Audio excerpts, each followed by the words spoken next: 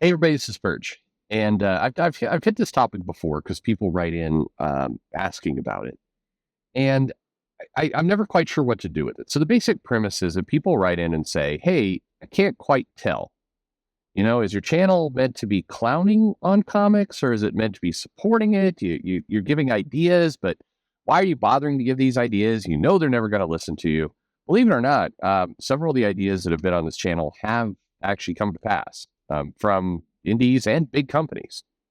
There's a number of things that they have done. There, we put pressure on companies to give people checks that they deserve. We put pressure on people to kind of look after creators that are older or kind of have not gotten a lot of regular work. I mean, I've gotten a lot of mail say, "Hey, I'd forgotten about this. I had an idea in my head that this creator, was not somebody who anybody would like anymore because their style was dated, but then decided, hey, give it a shot at work."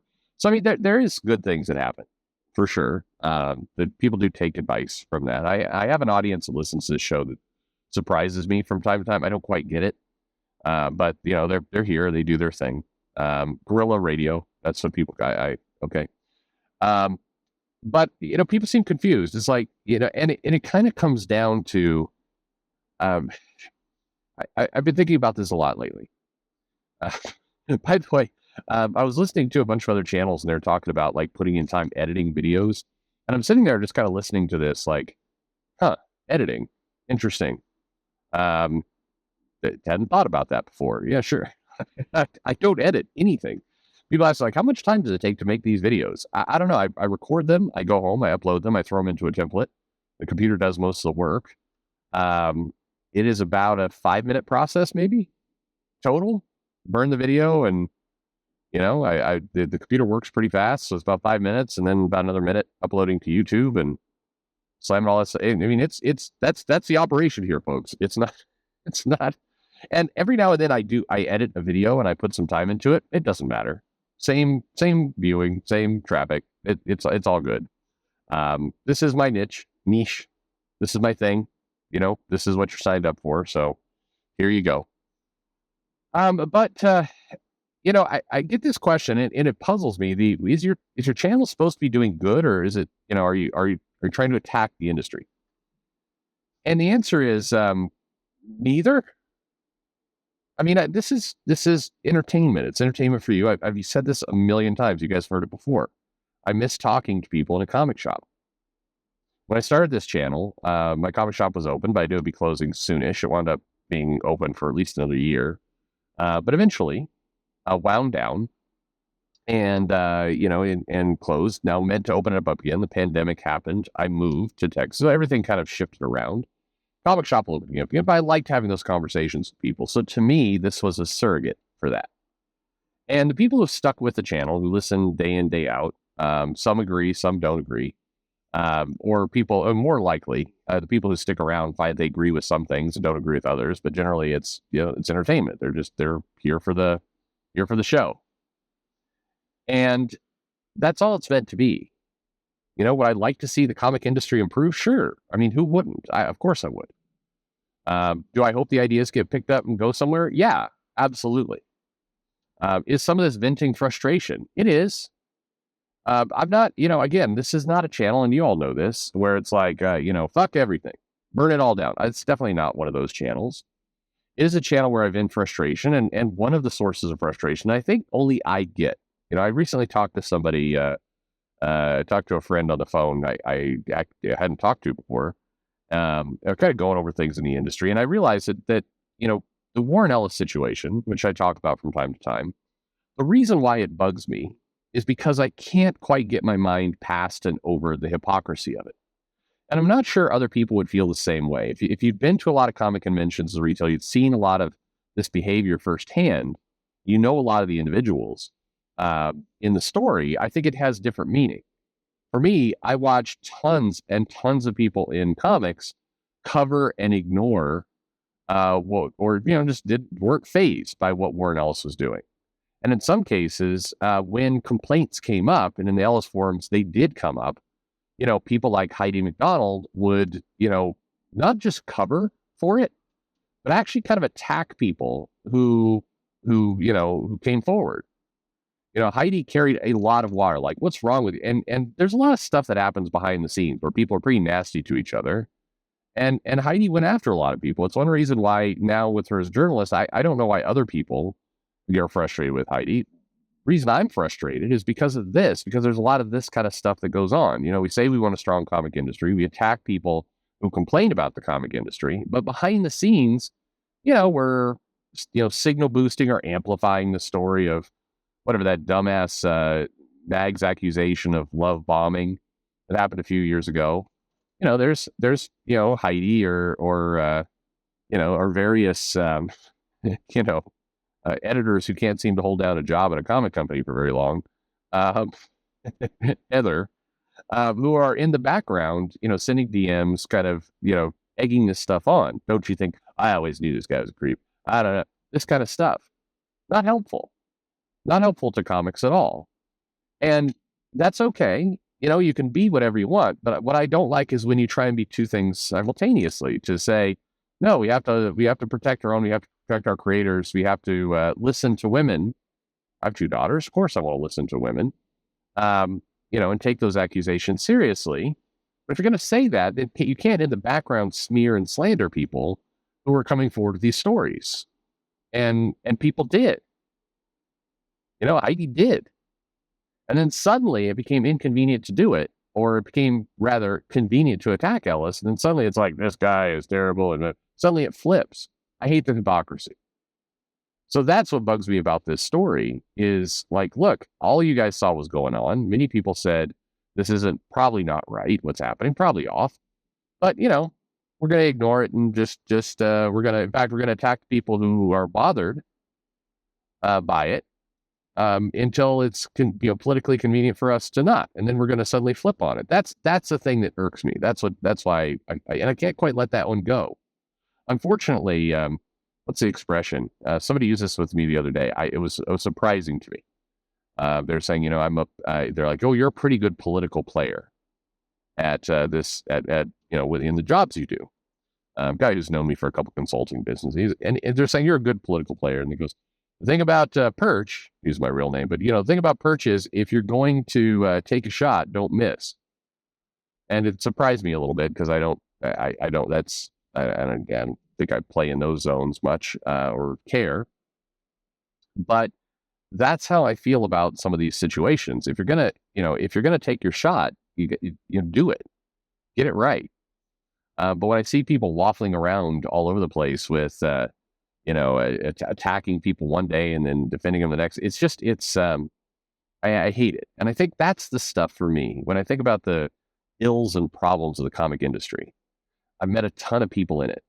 I find people who are, passionate people, good people. Comics has a very high percentage of individuals who are there for the passion of the project, who love comics and want to make comics and want to support comics. And they know they could be making more money somewhere else, but they're doing comics because they love comics. And I feel like people who are dedicated and honestly pushing forward in that ideal, I think they deserve something in return. I think they deserve support. I think they deserve some benefit of the doubt when they stumble. And I think that, if you're going to wear your heart on your sleeve and go for it, then I think, honestly, with integrity, then I think, we should try and help that out a little bit. But, so to me, the thing that hurts comics the most is when you get the bad actors in there, when you get people who are not, being honest and forthright, who are kind of attacking people behind the scenes, who are, leaning into their little cliques and other things, writers who sabotage other writers coming up, or, tell editors, don't give the person that book, give it to me. That kind of stuff is toxic. That kind of stuff keeps the industry from moving forward. That kind of stuff keeps everybody in this odd status quo. You talk to anybody in comics, anyone, especially anybody in any kind of senior level, and everybody will admit things aren't quite right and change needs to happen. Everybody says the same thing, all up and down. There are some changes that need to happen. Things aren't quite bolted on right. But this kind of backstabbing minutia bullshit from people who are not remotely capable of handling these decisions. I mean, that's the other thing. The comic industry, as I see it, is often dictated and managed, meaning not the actual people in power, but the people who are controlling the flow of information and how it's all going. The people who are in charge are people way down the ladder who have no ability to actually do the job.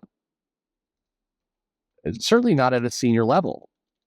If you go to a corporation, you don't put the person who's the receptionist at the front desk, maybe a wonderful, nice person. You don't give that person the job of CFO. They don't have the skills to do that job. But in comics, you have people who are kind of at that receptionist level, calling the shots of strategy and how things are going to go, and leaking information and manipulating things behind the scenes. It's baffling. It's baffling that goes on, and all of it again is toxic. It hurts the ability for the industry to move forward. It feels like people who recognize that a change needs to happen are held hostage by people who, are just fucking around down at the bottom levels, and in many cases have no idea of what they're doing, and maybe doing things out of just boredom or spite. So when you ask, is this channel trying to help or hurt the industry? Help? It's just commentary. I want comics to survive, hands down. I do not want people to be tarred and feathered and run out of town. Maybe Steve Orlando, but no, I'm kidding. I joke with him, but it's mostly friendly.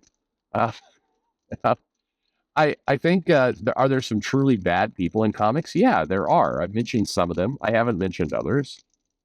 I do think we need a comic news site that's not run by Heidi. We need actual journalism. We need actual reporting and help by somebody who, doesn't one day, basically attack somebody who's coming forward with a problem, and then the next day pretend to be their friend. We need less looking out for each other and more looking out for comics. And this last point that I'll leave you with is a big one. In comics, there's a belief that, we got to help each other out as individuals. We got to help people. And it's led to a lot of nepotism. And frankly, it's led to a lot of, keeping people who aren't capable of doing the work in a position where they're going to fail. One of the things they teach you about at corporations or big things as a manager is that you may have a wonderful person that you like, great friends, good relationship, but if they don't, if you put them in a position that they're not capable of doing, that they don't have the skills to do, you are setting them up for failure. It's going to ultimately be bad for them and you and the company. And in comics, there's a lot of people. I mean, look at some of the new writers that get brought in. Zero mentorship, zero support. They turn out a story that, maybe there's a seed of a good idea in there, but it feels very half-baked because it is. It's not well put together. This person is writing comics for the first time. Shocking. It doesn't work out well. Whose fault is that? Sure, the writer wasn't a good writer, and we can complain about that, but shouldn't you set people up for success? Shouldn't you try? I mean, if rather than worrying about if the Perch show is helping comics or not, how about you help the people who are in comics? How about you help the people who are you hired to write the story or draw the story or edit the story? How about you help those people? Stop putting your friends in positions where they don't know what they're doing. And, the inevitable result is a bad book that doesn't sell, that embarrasses the person who did it. Why do that? Why in the world do you set people up for failure? I get a lot of emails about I get a lot of emails from people around, don't you think you could be doing more for comics? People who are in comics. And my answer to that is no. Look, I've sold your comics. I do this show to kind of, if you're worried that this show is turning people away from comics, you vastly misunderstand my influence. You have the company, you have the characters, you have the IP, you have the power. Not me. You do. And if you want to save comics and do right by comics, focus inward. Focus on your team. Focus on the people you're hiring. Focus on the training you're getting. Do that. Focusing on what got one guy with, I don't even know how many subs I have, 25,000 subs? Ooh, cool. That doesn't matter at all. It's easy. YouTube subs are cheap. You can click and you're done. That's not generating loyalty or long-term commitment. You have the IP. Do something with it.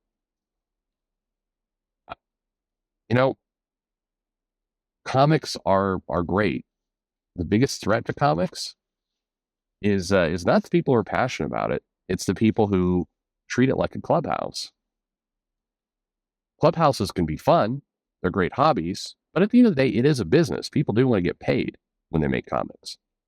So you can't treat it like a clubhouse. You can't treat it like a collection of your pals. You actually need to treat this like something that needs to survive, maintain, and live forward. In my opinion, anyway. I don't know. If you're really worried about is this channel helping or hurting comics, I think you're asking completely the wrong question. Thanks for listening.